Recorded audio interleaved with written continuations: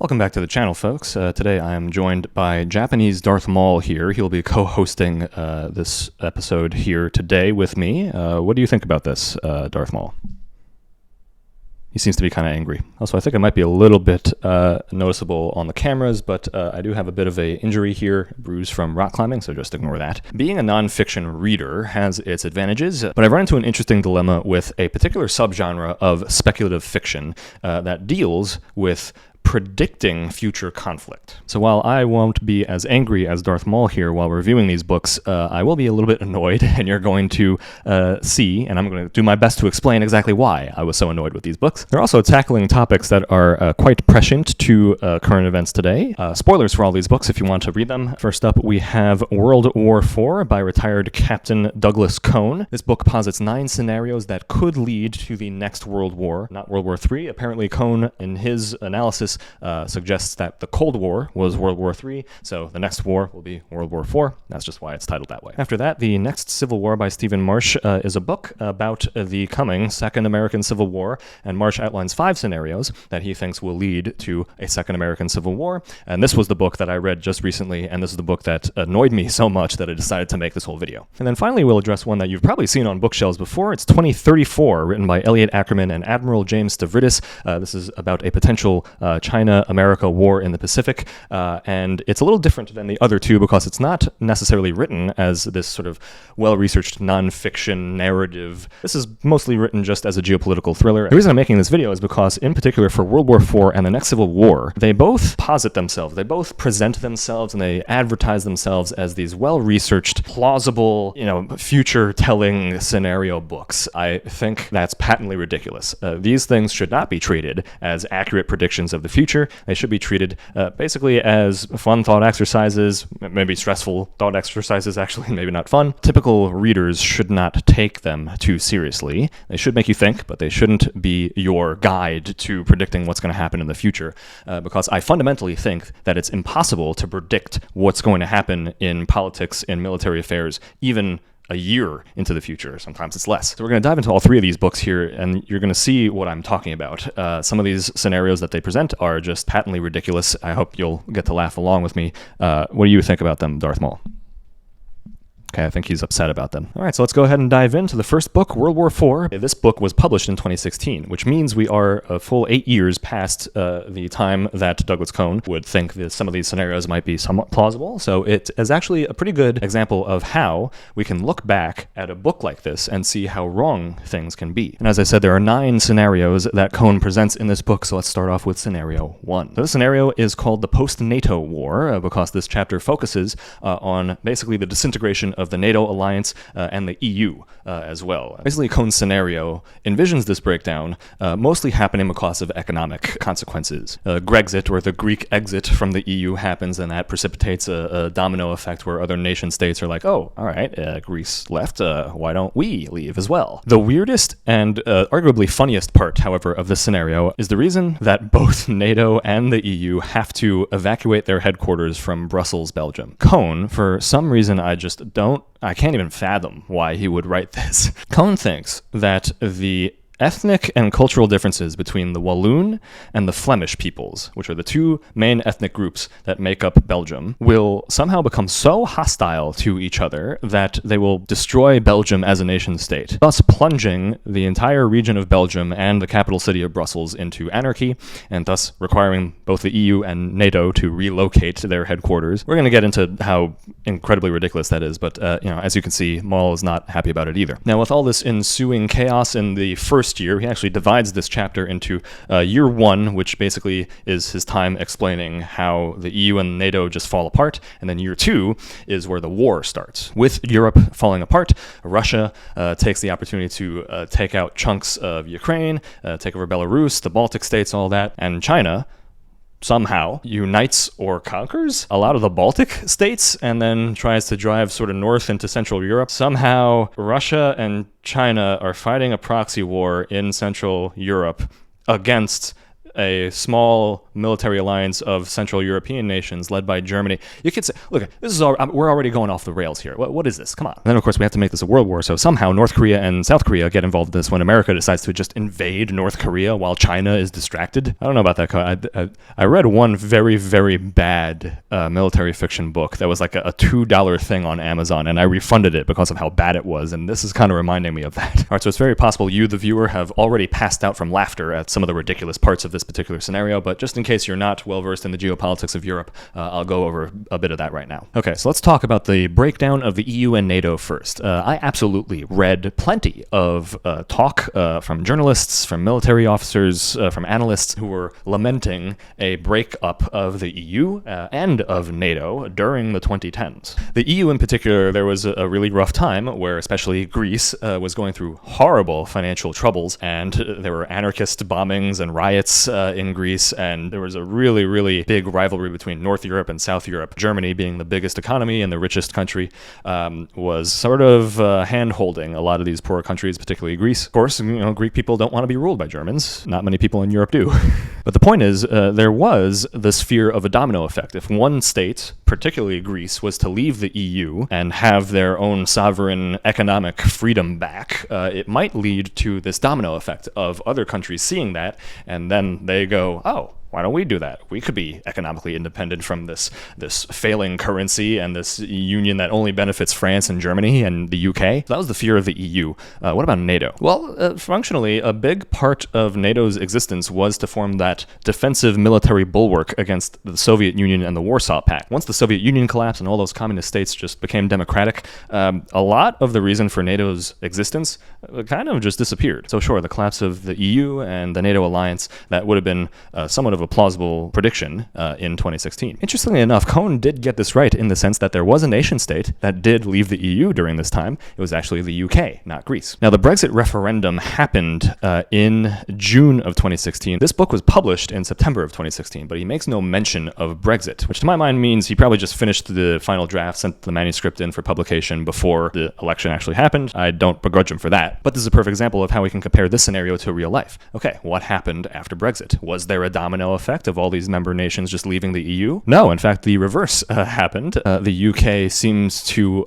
wallow in economic turmoil even to this day. Trade with Europe is very critical for the UK, and them just cutting off the continent seems like a very bad idea, and it turned out that it probably was a very bad idea. In a world that's so globally interconnected as today, success on the world stage as a nation state means you need to be part of the international community. But let's move on from that. The narrative was not that the EU was going to fall in a domino effect. It was about how the UK made a really stupid mistake and other member nations shouldn't do that.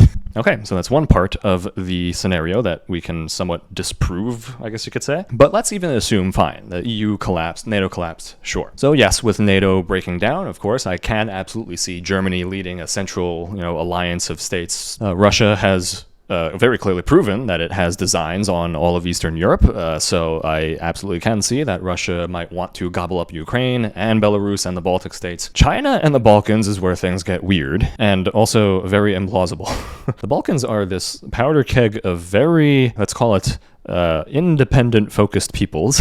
It's always been a weird amalgamation of ethnic groups and little nation-states and kingdoms for centuries. I do not see any way that China of all countries, would be able to just come in, unite the Balkans, including Greece and Turkey, by the way, and have them fight on Chinese behalf against Russians and Central Europe. If you know anything about Balkan history, they would start fighting each other first before they'd fight for China or for anyone. So yeah, that bit of the scenario falls apart there. Now let's go ahead and talk a little more about this whole Belgium situation, because this is, and I'm sure you would agree with me, Darth Maul, the most ridiculous part of this whole scenario. During the 2010s, never, not once at all, from military officers, from journalists, from political analysts, from geopolitics analysts, did I ever hear anything about a collapse of Belgium due to Flemish and Walloon hostilities. Never did I hear any NATO Supreme Commander worrying about their ability to relocate their headquarters because Brussels was going to fall to anarchy. Yeah, I'm not saying that the Walloon and the Flemish don't have hostilities, that of course there might be, sure, with any ethnic division in a country, there might be some animosity there. I'm not saying that Belgium or the EU itself might be, kind of a weak institution in certain aspects, sure. But I mean, come on, man, that was never going to be a thing. Now, Cohen actually has a passage here, a quote from an American conservative libertarian political commentator called George Will. Here, let me read this quote to you. The EU has a flag no one salutes, an anthem no one sings, a president no one can name, a parliament whose powers subtract from those of national legislatures, a bureaucracy no one admires or controls, and rules of fiscal rectitude that no member is penalized for ignoring. Darth Maul, how does that quote make you feel? He's still pretty angry. Okay, Mr. George Will, as an American, as a conservative libertarian, you have your particular, ideologies there. We're talking about, what's the point of having an institution if people don't believe in it? Well, quite frankly, we live in a time period where institutions don't have to stir the emotional loins of people. We don't have to fall to our knees crying as we recite the national anthem of the EU. Now, probably the reason that the EU still exists today, despite its weaknesses, is because it is the closest that Europe is able to come to becoming a United States of Europe. They can become a United States of Europe. They can rival the United States of America in economic power. It's a long geopolitics game, and it's a solidification of the continent's ability to be important in world affairs and to provide for collective security across the continent. Who cares about the flag? Who cares about the national anthem? As long as it's providing a particular value to the people of the continent, people are going to want it around. This kind of take is very political science of him, let's say. And don't worry, on this channel we'll get into my discrepancies, let's call it, with political science and political scientists, okay? But for now, let's just continue on to the next scenario, because, oh my god, we've only just gone through one scenario so far. And you've already seen how ridiculous it is, right? No, there's not going to be a Belgian civil war between the Walloon and the Flemish, okay? No, that's just not going to happen. Okay, Darth, we're going to scenario 2, which is called the Great Russian War. Now, interestingly enough, this scenario most reflects current events going on right now. Essentially, it is the scenario where Russia decides to invade Eastern Europe. Geopolitically, historically, Russia has always had designs on a huge chunk of Eastern Europe to act as a buffer zone between it and Western Europe for various invasion reasons. Plenty of books you can read about that. I can even recommend them here in the description. But for now, let's just describe his scenario. Russia invades and takes over a huge chunk of Ukraine and quite a big chunk of Moldova. Through Belarus, which is its ally, it invades the Baltic states and takes them over. And then from its little tiny exclave in Kaliningrad, it launches an attack on Poland and strikes at Warsaw. There's now a unified line going from the Black Sea all the way to the Baltics. I'll try and put a map indication there. Now, this lightning war happened so fast that NATO is going to have to scramble to respond to it. They form against the line. Now, NATO forces are decently superior to Russian forces, so they start shoving them back. But that war ends with Russia being able to annex and take quite a chunk of territory of Eastern Europe, which was the main geopolitical goal of the whole entire war anyway. Now, this is a scenario that has some real-life equality to it, because we are currently living in a timeline where Russia did, in fact, invade Ukraine. However, and this is something that I did not see anybody call, not Cohn, not any other military analyst out there, Russia sucked at the invasion. Oh my god, it's still somewhat stalemated to this day, 2 years, almost 3 years now after the initial invasion in 2022. So that's the first strike right there, and that's a perfect example of how you cannot be accurate with these scenarios. Everyone was assuming that Russia, with all of its tanks and this history of being an imperialist power,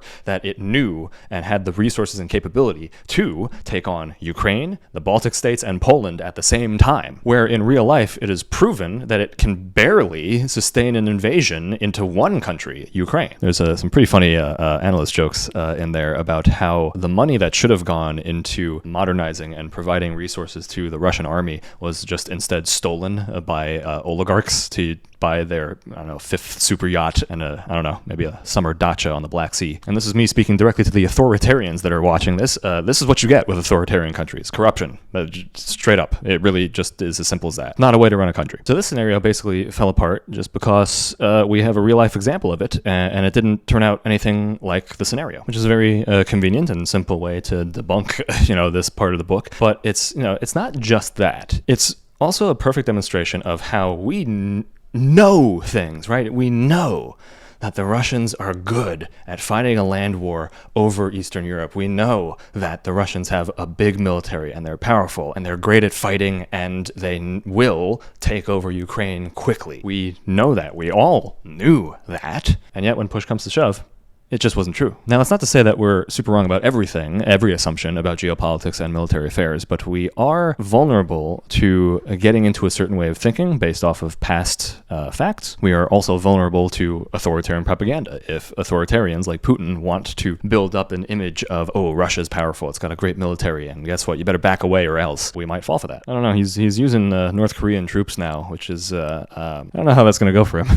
Okay, good. We can move through these scenarios a little quicker now. Scenario 3, the Great China War. Okay, this scenario did not at all go how I thought it was going to go. Cohn posits this scenario where first, China, very quickly, in the span of weeks, he says weeks specifically, Cohn suggests that China can invade and take over North Korea, and then simultaneously invade and take over Myanmar, and then drive its way all the way through Malaysia to Singapore, and take over Singapore without firing a shot, basically. And this is all to establish more hard power and soft power, I suppose, throughout the East Asia region. As a response, because China has driven through Myanmar, India has to respond. They start a shooting war there. China, with its overreach, underestimates India and apparently the entire concept of fighting in Southeast Asia. Russia starts taking little chunks out of northern China, and the US and South Korea just steamroll right up through North Korea, and the scenario ends basically with a very, very weakened China. So yeah, that's how this scenario went, and that's not at all ever the scenario that anyone else ever talks about. When you talk about a world war scenario involving China, you are talking, usually, about an invasion of Taiwan. Taiwan is super important to the world, mainly because of its semiconductor industry. It is its own budding economic power in East Asia, and it's part of a sphere of influence that the United States has. But Cohn decided not to go with the Taiwan scenario. Cohn decided to go the China just decides to go ham on all of its neighbors scenario, which historically for China has not really worked out too well. And it's not worked out too well because historically China has been an aggressor throughout the region, and its neighbors don't appreciate that. In fact, I'm pretty sure it fought wars with every single one of its neighbors at one point. And then it did the weird thing, the whole drive through Myanmar and Malaysia down to Singapore. Does Cohn know nothing about the Vietnam War? You can't do that.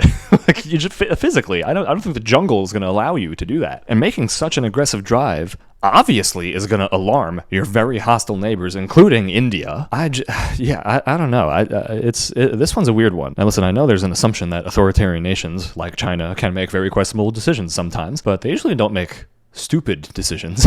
And also, if I didn't highlight this in the Europe one, I should highlight it now. The ability to take and hold the territory of just nations that you don't own, the regions that belong to ethnic groups and peoples and religions that are not maybe indigenous to you or friendly to you, is kind of impossible in this day and age now. It's so easy to arm rebel groups. It's so easy to foment unrest with social media. It's probably predictable that you will receive some inherent rebellion in your occupying zones. So this concept of taking over whole countries, even ones that are supposedly very weak and unsuspecting, like North Korea, for example, I just don't see in this day and age how whole countries can just be eaten up. Frankly, the United States kind of learned that lesson during Vietnam, and it shocks me to this day that the lessons of the Vietnam War for America and the Soviet-Afghan War, the American-Afghan War, and now Russia here in Ukraine today. Do you not understand that taking and holding territory that's not yours just is not viable anymore? I think Cohn is perhaps operating off the assumption that Russia was able to annex Sevastopol and the entire Crimean Peninsula.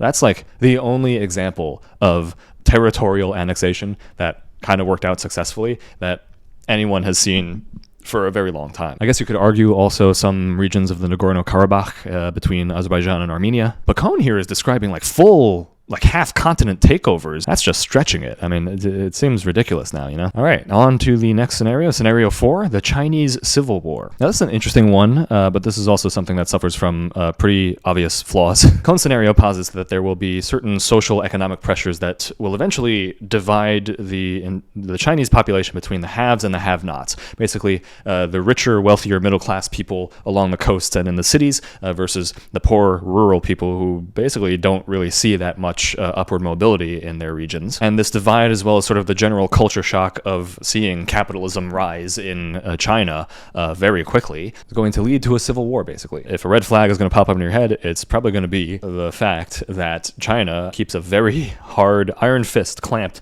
around any expression of dissension in the Chinese civilian population. More so, of course, in the western regions where there's a lot of Muslim population there. But of course, in historically, ethnically Chinese territory, they do not allow political dissent. They do not allow protest. We've seen how they treat dissenters in Hong Kong. So this would have to be an uprising of real epic proportions. And I'm not saying that it's not possible, but it's incredibly unlikely in a population that seems to be, over the course of the past few decades, quite happy with its performance as a rising power on the global stage, as it has a growing middle class that is getting more materially comfortable.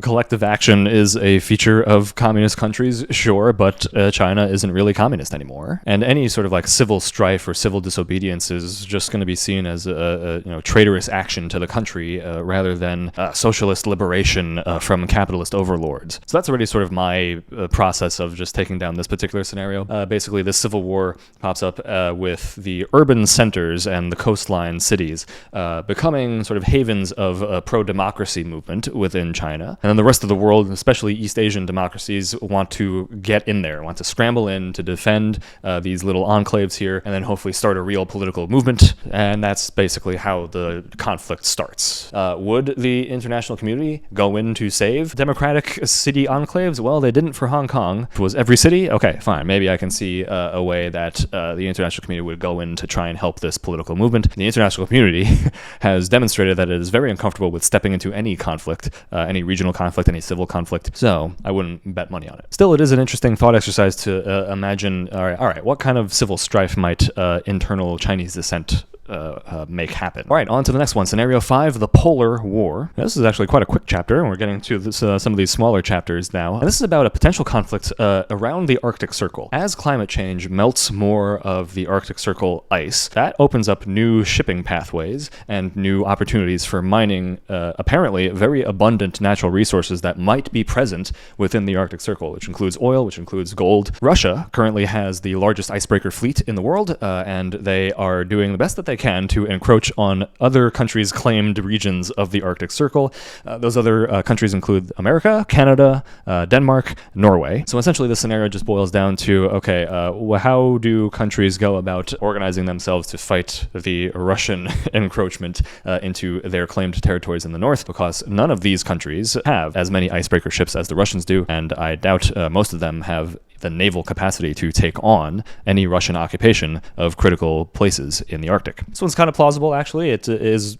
sort of actively happening now. The U.S. Navy is trying to keep tabs on the Russian Navy movements throughout the Arctic. As to whether or not there will be a war, or at least even just ship-to-ship fighting in the Arctic, that will really depend on the resources that these nations find in their Arctic Circle territories. If it's something really substantial, I could see, for example, rare earth elements, perhaps, somehow. That might be something to really consider militarizing a lot of the Arctic Circle for. This was actually an okay scenario. I'll give them that. All right, scenario 6, the Blue Gold War to nowhere. And this scenario was annoying because Cone basically constructed a specific plot of a conflict that happens due to the unavailability, the growing unavailability today of drinkable fresh water on the planet. This is a concern that actually is starting to poke at me quite a bit. And it's not just fresh drinking water, it's food security, it's arable land, it's crops. It's all sorts of natural disaster and climate change effects that are going to promote conflict, terrorism, refugee crises, all of these things that create instability. Whether or not that leads to global conflict will just sort of depend on how things shake out, but it might be likely. Whether it leads to a world war? No matter what, though, I'm not entirely sure that a global war over water would shake out the way that Cone thinks it will, because while Cone is correct that Canada has the largest reserves of fresh water on the entire planet, it will be positioned well. Yeah, I agree with that. That's true. It'll want to ship it out. But Cone's scenario envisions a future war in which Canadian water tankers are getting attacked by pirates as they approach the Southeast China Sea by pirate groups that are funded or fomented by China to steal the water from Canada that is meant for the nations that need it most, which is in the Middle East and Africa. The weird thing, though, is that they also have this Atlantic route they could take directly to Africa and the Middle East, which doesn't have the pirates there. So there are, I don't know, hundreds of thousands of ways that a lack of fresh drinking water could lead to conflict, certainly minor conflicts and regional conflicts between one or two nations. I mean, already it's leading to diplomatic pressures between countries that want to dam certain rivers that will then have effects of other countries downriver, the Nile, for example. Is the world going to be able to create, giant desalination plants if clean drinking water truly is going to be disappearing as glaciers melt and reservoirs dry up and things like that? Yeah, it's a real possibility that a real conflict will sprout from less drinking water available. I just don't think it's this particular scenario. So that's another, from me. All right, next is scenario 7, the Lunar War. All right, now we're just getting into science fiction. Hell, I have on this bookshelf here, let me find it, one of my favorite sci-fi military books ever. It's called Gunpowder Moon by David Pedreira, and it is about a hot war between China and the United States on the moon, between moon bases. And it was fun. It was an interesting scenario. What would you call it? It's not a geopolitical scenario. It's called the intrasolar war, I guess, an intrasolar political scenario. We're going to have to come up with a new word for the geopolitics of the solar system, especially if I'm going to eventually review the Expanse series on this channel. But Cohn's analysis of what a potential war like this might look like. It's he himself isn't even that specific about it, because you can't be specific about it. It depends on so many different factors of who gets to colonize the moon, who has the technology to even colonize the moon, who has the technology to weaponize space, who chooses to violate space peace treaties, who's the first to use nukes to shoot down satellites or something. Like, it's just there's so many different factors that coming up with this kind of scenario, I don't know if I see the value of putting this particular scenario in this particular book. Space colonization still, at this point, is more a national pride and science project rather than a really economically viable industry. I'm sure the moon does have raw materials and resources that we could use certainly here on Earth. It does, I believe, actually have ice water. There was some of that discovered on it some time ago. But really, if you want to go for real, true mining, you're going to want to probably go to the asteroid belt or Mars or something that is more proven to have a lot more substantial raw materials. Gunpowder Moon, that book posited that the moon had a particular helium isotope that was useful for nuclear energy. Maybe there is helium-3 on the moon? Maybe? I don't know. Is helium-3 even used in nuclear power? Helium-3 is a very science fiction thing. No matter what anyone comes up with here, it is mostly going to be just a science fiction story. It's not going to be a serious, authentic look at what space combat and what geopolitical combat is going to look like. I think you should have left this for a different book. I just don't really see the point in using this scenario here. All right, next up, scenario 8, the nuclear terrorist war. And this is by far the scariest scenario for me. Basically, Cohn posits that, just roll with me here for a second, ISIS is able to partner with Pakistan's intelligence service, the ISI, to basically take over Pakistan and then steals nukes and nuclear material from Pakistan to then use as dirty bombs across the world, which then makes the entire world invade Pakistan to secure the nuclear material. Back in 2016, ISIS was still a really, really big threat, although they were starting to certainly lose their core territory in the Middle East, but that didn't mean that they were just going to disappear. Pakistan might be, besides North Korea, the weakest link in the chain in terms of security for nuclear material. There are certainly measures taken by the international community to make sure that nukes in Pakistan are well secured and well locked up, and even if you stole a nuke, you couldn't actually set it off. That's a very smart, by the way, mechanism to put on every single nuke in the world. So let's go do that, by the way, please. But this is a particularly scary one because Pakistan has somewhat proven that it is not the most stable nation in Central Asia. And if, by just some scenario, the regular government of Pakistan collapses for whatever reason, what does actually happen to the nuclear weapons that Pakistan has? More concerningly, India, which is also a nuclear-armed state, cannot allow terrorists to access Pakistani weapons. They might have to invade at that point just for their own national security. So this is a pretty scary one. I actually agree that this is a pretty scary scenario to think about. I don't necessarily agree with Cohn's assessment that a terrorist group will get political influence over the Pakistani government so that it can take nukes out of the country. I think it's a little more plausible that the country just falls apart and the nukes or nuclear material just finds its way to a terror group and they can go run with it. But this one's plausible for me. All right, and we finally come to scenario 9, the final one, the commerce, currency, and cyber war. This scenario is also scarily plausible, but I would argue it's actually a little more realistic than any Pakistan collapsing scenario, because this scenario focuses on tools that are constantly being used by nations against each other all the time now. Now, Cohn, of course, goes overboard with the scenario as usual. He draws up the scenario where China is very guilty of currency manipulation, hoarding gold, using cyber attacks against its rivals, and the world is becoming so pissed off at China that Japan, of all countries, decides to just invade China, and that kicks off a whole series of, stuff. All right, whatever. But let's focus on the actual important part of the scenario. This is quite scary to think about because that same interconnectivity that I was talking about in the scenario 1, that could be a vulnerability exploited by adversaries that want to, for example, take out continent-wide power grids. And how do you respond, right, as a nation state, if you receive a cyber attack that shuts down power across your country, especially, let's say, if it's in winter and people need power to heat their homes, people need hospitals, people need to exchange money and work the economy? How do you respond to an attack which didn't actually do physical damage, but can do damage still? I mean, especially with the hospitals, right? People will die as a result of that. Do you retaliate with your own cyber attack? Well, then, okay. All internet-connected devices across the world are now just targets. And that's just a very scary scenario, but something that cybersecurity analysts have to plan for. So I like the base of Cohn's scenario here, just like the water war. But, I mean, you can't predict what a cyber war is going to look like. No one has seen one before. No one even knows what any one nation's response would be to a really big cyber attack. This scenario, I think, deserves its own book, probably has its own book, many books written about what cyber attacks are going to be like. Ooh, okay, that's it. We're done with this first book here, Darth Maul. How are you feeling? Darth Maul, I can't help but notice that you've been holding this lightsaber in attack formation against me, by the way, in my direction for this whole thing. I'd really appreciate it if you just, put that down, okay? But okay, we've gone through these 9 scenarios in World War IV, and you can see how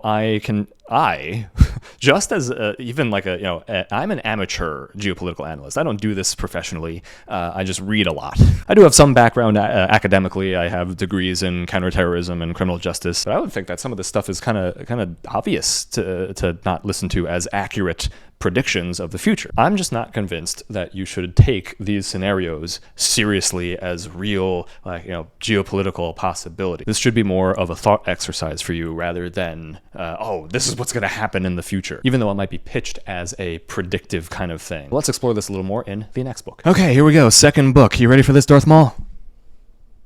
I can't tell. We will now be covering The Next Civil War by Stephen Marsh. Or is it March? I don't know. The E at the end maybe you think it was Marsh, but maybe it's March. God, I've been calling him Marsh this whole time. All right, I'm going to just call it Marsh. As you might remember earlier in this video, this is the book that is the impetus for me making this whole video, because this book annoyed me. However, this doesn't mean I think this book is bad. I actually think World War IV is the worst book of all the books we're covering today. This is actually a recommend for me for basically every American citizen, but this also still runs into that original problematic question of should you take them seriously or are they more useful as just thought exercises, as things to open your mind. In this book, Stephen Marsh outlines 5 dispatches that are his imagined scenarios that could lead to a second American Civil War. So we're going to go through those scenarios and pick them apart and see what's valuable. I will say a little bit notable in this particular book is that in between the fictional story, the fictional narrative, he does actually do non-fiction research. He interviews experts in counterterrorism and military affairs and law enforcement and politics.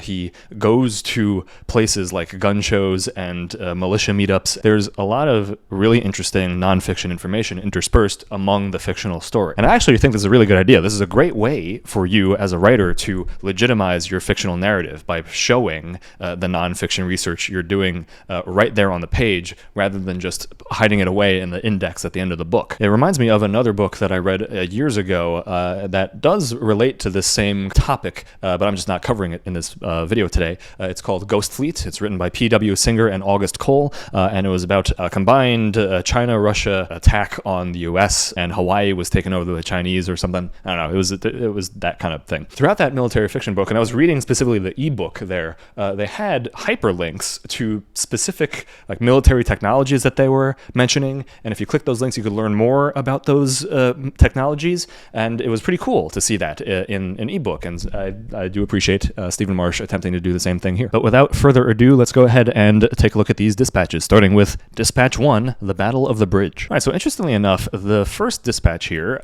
is the one that I actually do think could be the most realistic of the entire book. In this dispatch, Marsh outlines a threat growing from a very local issue. A bridge in this rural area has been declared unsafe by federal infrastructure investigators, and they want to close it down. But this is going to lead to problems of traffic and economic blockage throughout this region here. It's not very well built up. The local sheriff actually takes the side of several militia members who arrive at the bridge to stop federal agents from coming to the bridge to start reconstructions and repair. This sheriff becomes a national icon as he sticks his thumb in the eye of the federal government, and the party grows and grows, and the sheriff's popularity grows and grows as the left and the right sort of take their sides on this side, especially the right-wing ecosystem really lauds this guy as an American hero, and the left decries the entire situation. All right, they're basically occupying, a region of the country that's no longer passable. In fact, there are some counter-protesters that approach the encampment, and they are violently attacked by the occupiers. Eventually, the situation develops to the point where the president has no choice but to break up the encampment, and to do that, she sends in the military. The military goes in, wipes out the entire militia force, but the political fallout from that spurs on a further, greater civil conflict in the country. Okay, so a pretty scary one, a pretty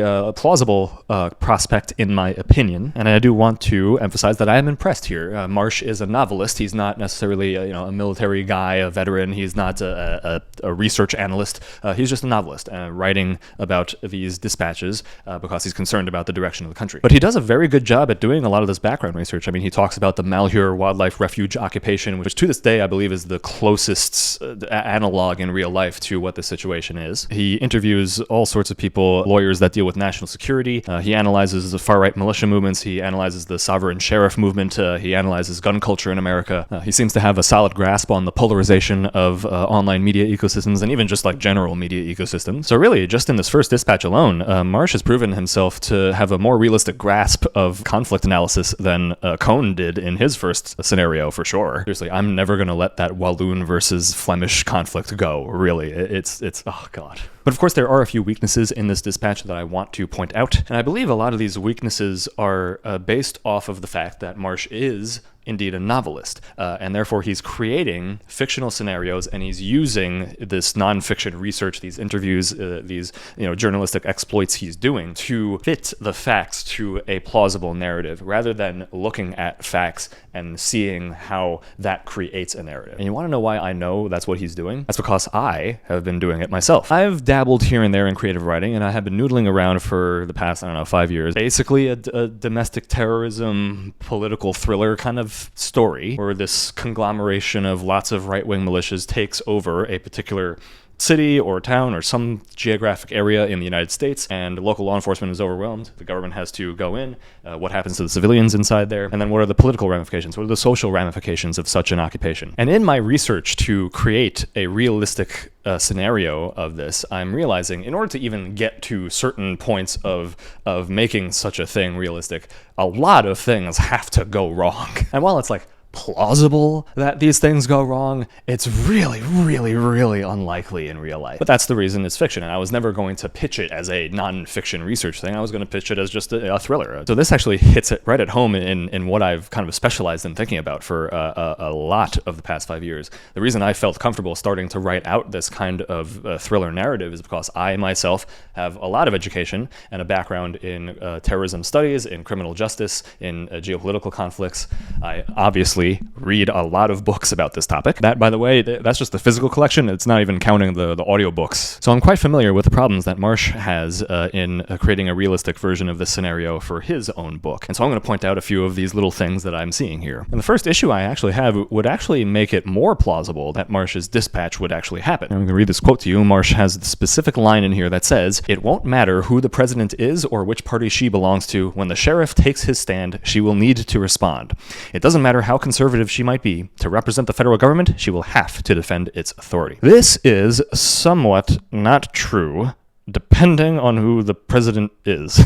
Let's just imagine, purely fictional scenario here, that the president actually sympathizes with the occupying militia. Have we seen that before? Well, you know. Now, sure, like blatant support for an occupation or even like blatant neglect of the scenario, just pretending it's not happening, is going to get the president impeached or removed from office or something. But that takes time. Time that the militias can use to solidify their presence within whatever region they're occupying, in this case, the bridge. If you had a president that was pro-occupation, you would run into all sorts of problems of mobilizing any resources to remove them. March also very cleverly has the governor of whatever state this is happening in also be in support of the militia, or at least tacitly approves or is just trying to ignore it.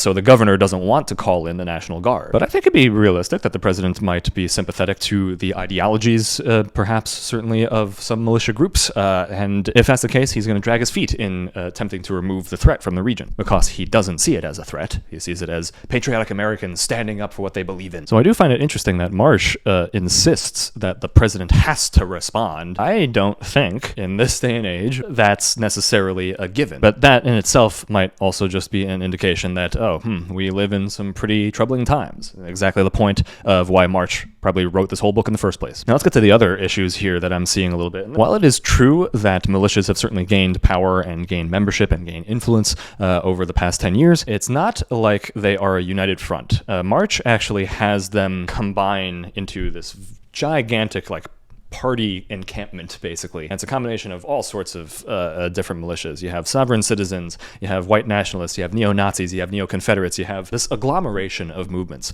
And frankly, if you're a person like me who has studied a lot of this stuff before, you know that these movements do not actually get along with each other. You could probably find video of the Proud Boys or something trying to beat up some Nazis because they just they don't get along. And the divisions within far-right movements and groups is probably something that we should exploit for national security purposes. But I do find it interesting that March just assumes that all these folks will get along here just to stick it to the federal government, rather than allowing their hate, which for a lot of them is a big motivating factor, to make enemies of everybody that doesn't follow their ideology. Extremists are extremists for a reason. They adhere to their beliefs so extremely that anyone who doesn't even align perfectly with them is just either not useful or the enemy. In my story that I've been tooling around with for years, I aim to use this difference within a combined militia force. I wanted to explore the rifts between these different ideologies to demonstrate how this is not really a unified movement. The far right is not just going to all unite into one big thing. They come from very different backgrounds, very different motivations to do what they do. So if they ever did partner up for something, it's not a guarantee at all that they would get along, that they would cooperate with each other for longer than maybe a few days, depending on what the action is. So that's one issue. The other issue is kind of a bit of an open secret in that a lot of far-right militias in this country have just been infiltrated by federal law enforcement. The United States has the largest counterterrorism apparatus in the world, and it's getting used to great effect. And specifically, as the focus of the U.S. counterterrorism apparatus shifts away from foreign threats like radical Islam to domestic threats like these right-wing militias and terrorist groups, then yes, you're going to see more law enforcement infiltration of these groups. Now, why is that important? Because any big plan like this, any big gathering, any mass movement to do something probably is going to get exposed and will be stopped by law enforcement before it ever really gets off the ground. I mean, just take a look at the real-life analog. The Malheur wildlife occupation was limited to a very small amount of armed people because law enforcement basically quarantined the area and prevented anyone else from getting in to support them. So frankly, I think that's the more realistic way that this would go. If there was a sheriff who was trying to defend a bridge with a few militia folks and he was calling militia over, I think law enforcement would just get in there as quick as possible to stop it from happening. So those are my problems with that particular dispatch. But overall, a very good scenario, and one that reflects my own writings, in fact. So I do appreciate that, Stephen. Thank you. Will I ever fully finish that book and publish it or whatever? I don't know. I'm not that good of a writer. I don't think I'm good at at writing coherent narratives and characters and things like that. It's just kind of a fun thought experiment for me. I don't know, maybe, we'll see. But now, on to Dispatch 2, The Portrait of an Assassination. All right, so this is kind of where the book falls apart for me here. So this dispatch focuses on the assassination of the President of the United States. This occurs when a kid, a very radicalized kid, a very lonely kid who has no hope for his future, buys a gun and gets lucky enough to be able to take a shot at the president, and he succeeds. So yes, the political assassination is pretty devastating. It would very much rip the political fabric of the country further apart, but I do not see an assassination of a president leading to a civil war type conflict for most candidates.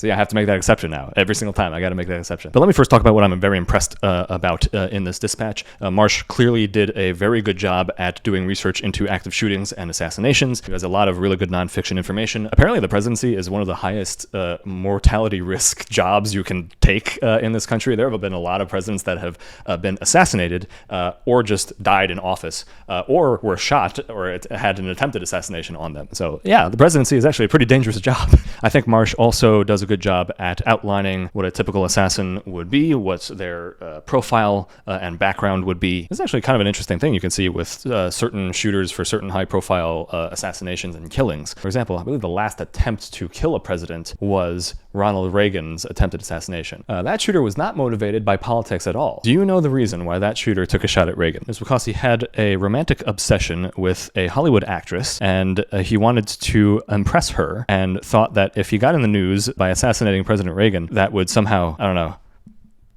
make her fall for it. People are crazy sometimes, Maul. I don't know. I can't explain it. No, I never read up on Jodie Foster's reaction to that, honestly. That's gotta be awkward, right? Okay, let's continue to Dispatch 3, The Fall of New York. Okay, so this one definitely doesn't make sense to me. This dispatch basically focuses on the effects of climate change and how climate refugeeism can foment violence and civil conflict in the country. I, once again, as discussed in the Blue Gold War in World War IV, agree with this concept. However, Marsh's specific scenario here makes some pretty grand assumptions about how things would shake out. One, there's already that natural political divide between urban and rural. Two, there's economic recession or economic depression that compounds problems. There is quite a bit of food insecurity now happening in the United States. A bad hurricane basically completely wipes out New York City, and that creates a huge refugee problem as climate refugees, hurricane refugees, leave New York City and move into the interior of the country. The arrival of these refugees is going to start civil crisis, although he doesn't really explicitly state that in this dispatch, I think. Now, once again, Marsh impresses me very much with the non-fiction research that he goes into this, especially the stuff in food insecurity, and that's actually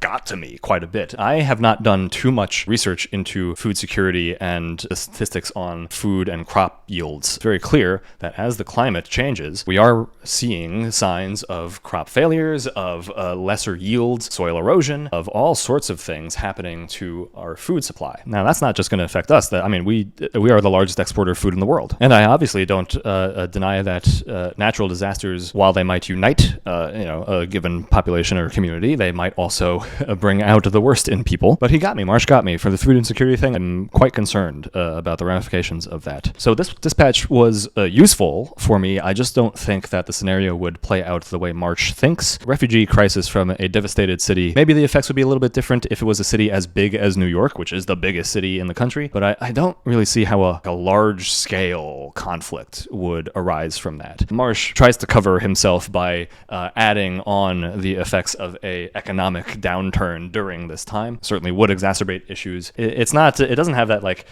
inciting spark of spectacular violence or whatnot that we actually get into in the next one. Dispatch 4 is called The Outbreak of Widespread Violence. It doesn't necessarily focus on one particular scenario, but it insists on a particular spark of spectacular violence that then results in a cascade of violence all across the country. The cataclysm that Marsh in particular does decide to choose is the detonation of a dirty bomb, I believe in Washington, D.C., or some blue city somewhere. And this one I want to push back on a little bit. Yes, law enforcement has found right-wing militias trying to, or attempting to collect nuclear material. Are they ever going to get enough to really be able to set off a dirty bomb?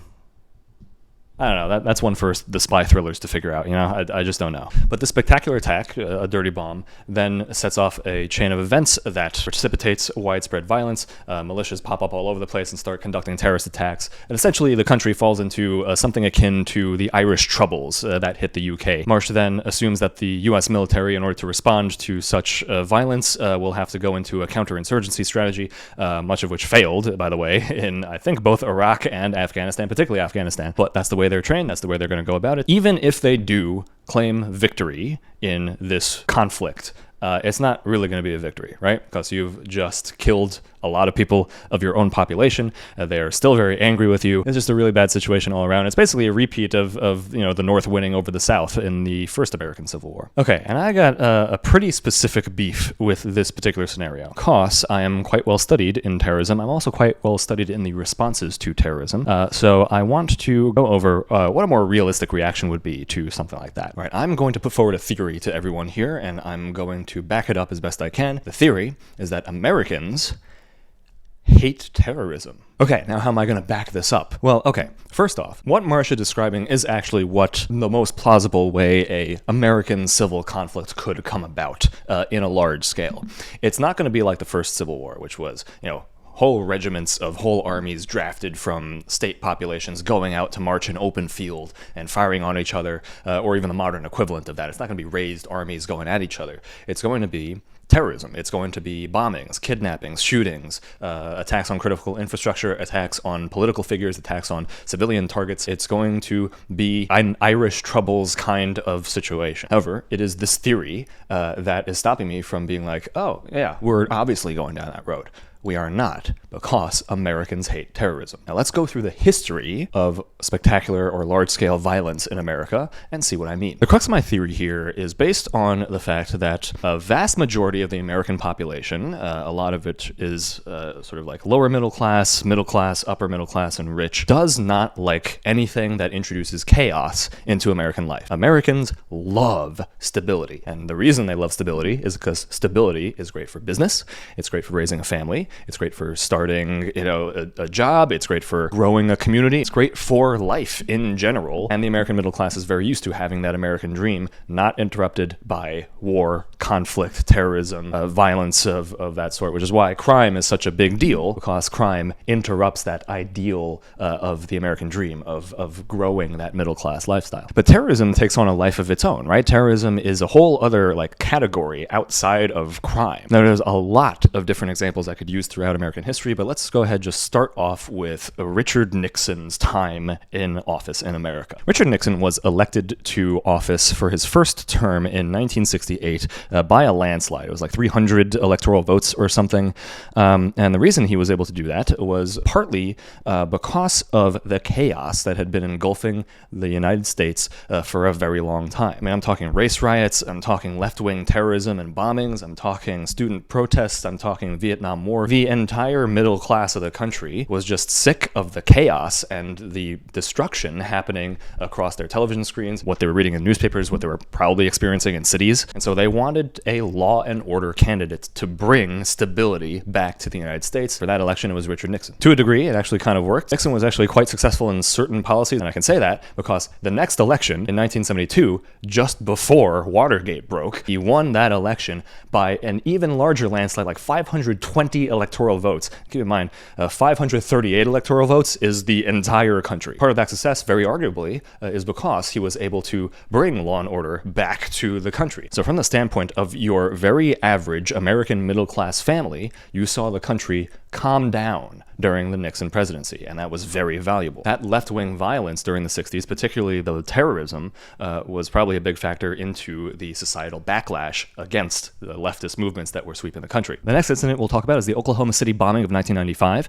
The 90s were also quite a tumultuous time. Crime was high, the drug war was at full scale, and there were still race riots going on, especially in Los Angeles. But dissatisfaction with the federal government from certain rural and right-wing pockets of the country reached their peak in the 90s. You had incidents like Ruby Ridge and Waco that contributed to this mentality of the right wing being attacked by the federal government. In fact, Waco was a big inspiration for Timothy McVeigh to conduct his plot to bomb the Oklahoma City Federal Building in 1995. Now, that bombing was quite devastating. It killed over 100 people, including lots of children, because there was a daycare in that building. And what happened after that? Well, there was a huge backlash. The militia movement fell from grace. It kind of had to go underground, basically, and hide for a while, mainly because law enforcement was now focused on these groups, and so they were going to go after them. But of course, there was also just general societal backlash. I mean, oh my God, if you can build a bomb that big and park it in a garage of any building in America, who knows what the next target is going to be? So we better go after these folks now. And as a result, the militia movement kind of disappeared for quite a few years, and they didn't come back until the Obama administration. Interestingly enough,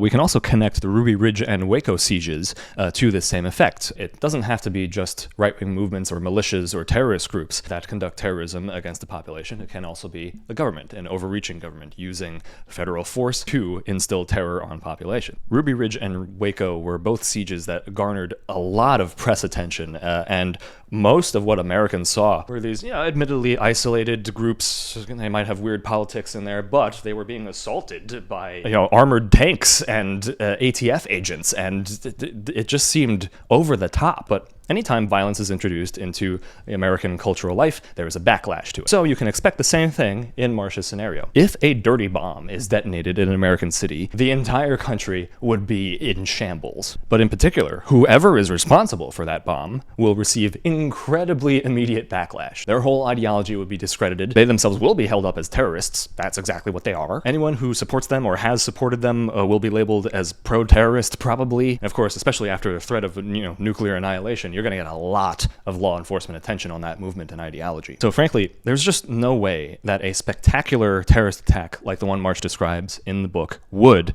kick off a civil war, because the American middle class does not like the looming threat of nuclear annihilation above them, so they're going to vote in, or they're going to want their governments to take action against anybody who espouses that kind of violence. I would absolutely expect to see a collapse of whatever organization that was, of whatever militia movement that it was, or whatever ideology that was, and they'd have to go into hiding for quite a while. I mean, we're not just talking about like a worse January 6th here, we're talking about a dirty bomb. I mean, the reaction to this would probably be somewhat akin to 9/11. Like, you can't fool around with nuclear material here. Okay, and we're almost there. This is Dispatch 5, The End of the Republic, and this is actually a really interesting one because this envisions a peaceful separation of the United States into different nations. There's a lot of problems with that kind of scenario playing out in real life. For one, Marsh's map of what he determines might be a realistic scenario for that, I'll try and put it up on the screen here, it doesn't really make too much sense to me, and that's mainly because the American divide geographically is mostly urban versus rural. It's not state by state, it's not south versus north, it's not region by region, it's not coast versus center. It is genuinely urban versus rural. And I don't see a plausible way that you could ever somehow separate the country while leaving these like blue enclaves and these deep red states. It just, I don't know how that would work out. Furthermore, if we're talking about the American middle class in this dispatch here, the separation of the United States into multiple different countries would create so many problems. I mean, just in terms of bureaucracy and paperwork alone. Like, you'd have to get new passports, you'd have to sign treaties and trade agreements with different nations where you could have just walked across the border no problem yesterday. Like, the interruption to trade and capitalism would be so unbearable that there'd be such a huge backlash to it. Like, and you're also talking about different sporting organizations that have to cross international lines. Like, it just is so messy. There's too much economic pressure keeping the country together. There's too much economic investment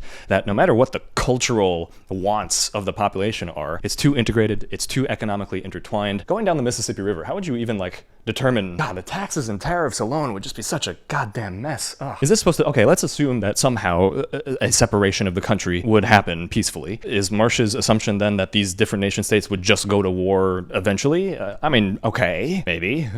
I don't know.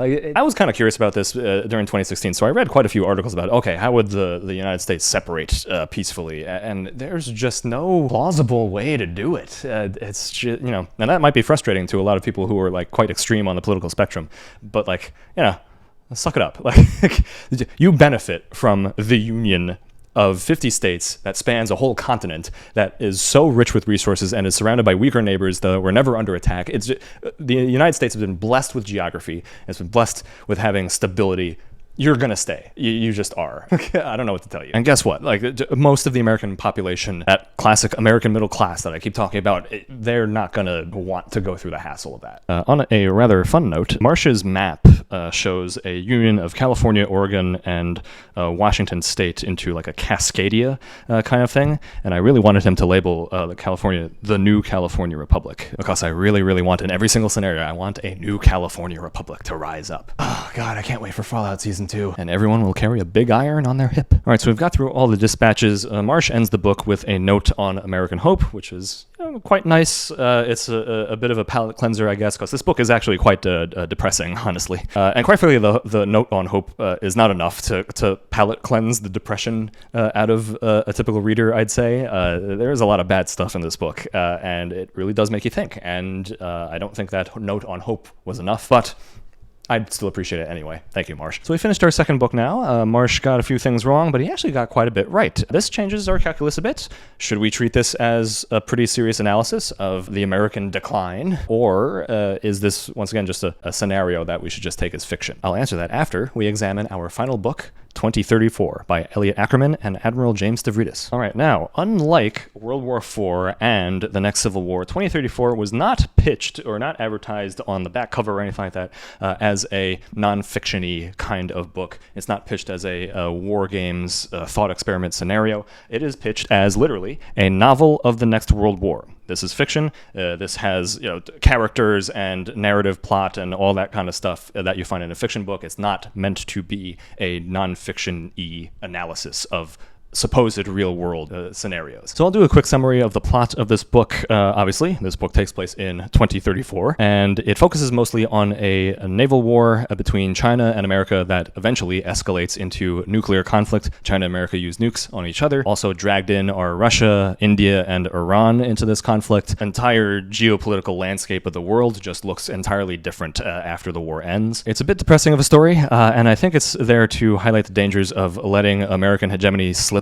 away, even though it just might naturally slip away no matter what. It's also highlighting the dangers of letting authoritarians just get away with whatever they want to do. Now, I actually do remember I rated this book 5 out of 5 stars when I reviewed it on Goodreads and Storygraph. I was actually saddened by this. I was quite depressed by this book, but I thought that was very important because eliciting that emotional reaction in a reader might get them to engage with the content more. And if the content is to warn whoever is reading this against, I don't know, taking courses of action that will lead to a nuclear war, then yeah, that might be a good reaction to have. So if we're going to go back to the original question I had at the beginning of this video, do we treat these books as serious geopolitical guidance, or should we just treat them as military fiction? For this particular book, it's quite an easy answer, actually, because this is military fiction. It's actually billed as, on the back cover, a chillingly authentic geopolitical thriller. So it's authentic, yes.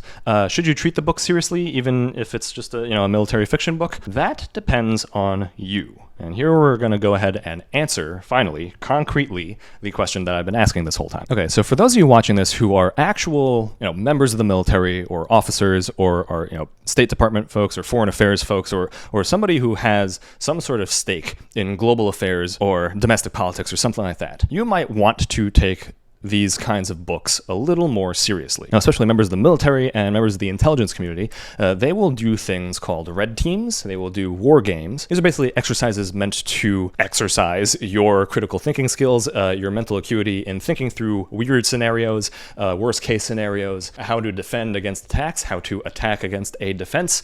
These kinds of things are very important when planning out operations, both in the military and in intelligence. Now, sometimes, and people who've been through these war games and red team scenarios can correct me if I'm wrong, but sometimes these scenarios can actually be quite outlandish and wacky. Now, that's not just a guess on my part. I am actually quite sure of it because of this book here. Surprise, it's a 4th book and it's a nonfiction book. Apparently, I just can't go one video without mentioning nonfiction, okay? That's just how much I love nonfiction. I love learning, okay?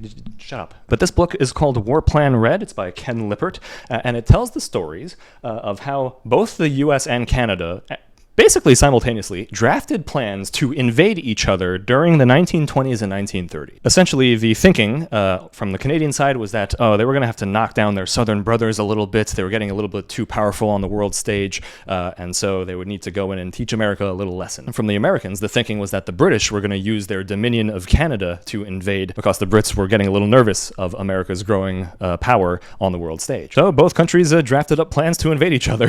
Did they ever get used? Obviously not. America and Canada have been very close friends for, ever since then. In fact, today, such a scenario would seem absolutely ridiculous to us. The last time Canada and America were in a shooting war against each other was probably 1812, probably? Yeah, the War of 1812. I'm not even sure the invasion plans would have been taken seriously by the populations of those countries back then. So that's an example, and that's mostly for, actual intelligence, law enforcement, military folks. But what about just you, the regular reader, right? You're not actually, this is not your job to war game out scenarios to invade Iran or something. You're just a reader. You might just be introducing yourself to geopolitics analysis for the first time. You pick up these books. I think you should definitely treat them as more of just like military fiction books or fun thought experiments. Now, I'm saying that because I have the background in geopolitics, in counterterrorism, in my education that gives me insight into how to poke holes in all of these scenarios. I just had made a whole video doing that, right? For someone who doesn't have my background, if they read these books and take these scenarios seriously, they might have very flawed assumptions about how geopolitics works, how militaries and terrorism works. I'm very uncomfortable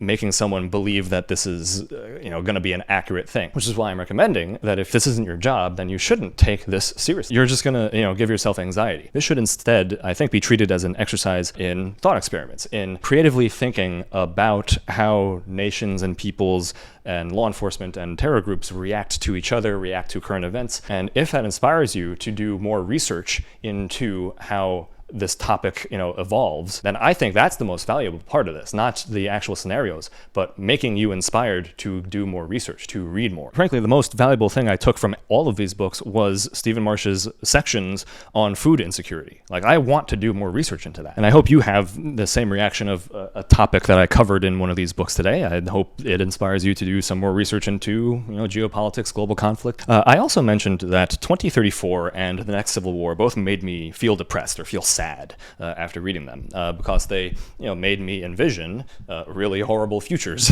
that might be somewhat plausible. I also mentioned that feeling of sadness might be a good motivator. If a book makes you feel a certain way, you might take action in your life because of it. Okay, so that's it. That's my spiel on speculative fiction of these three books. The TLDR basically is take their scenarios with a grain of salt, try and just look at it as military fiction, but try and exercise your critical thinking skills along the way. Thank you so much, Darth Maul, for co-hosting. Thank you for watching. I'll see you next time, and Canada, you might want to start digging up those old war plans, eh?